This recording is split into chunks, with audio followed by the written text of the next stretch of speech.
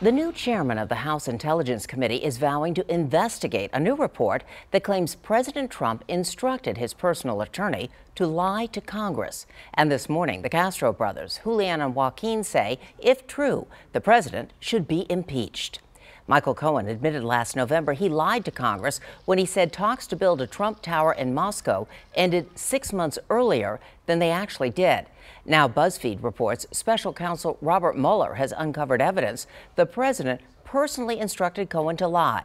Two law enforcement sources say they uncovered the request to lie through Trump Organization documents and multiple interviews with witnesses. Cohen reportedly verified the claims.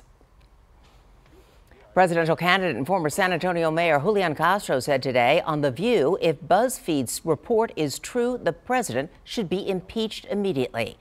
But added, we have a process to determine if this is true or not, and it must be confirmed before jumping to conclusions. His brother Joaquin echoed that in a tweet this morning, saying the president should resign or be impeached. President Trump tweeted today, Cohen is lying in an effort to reduce his jail time.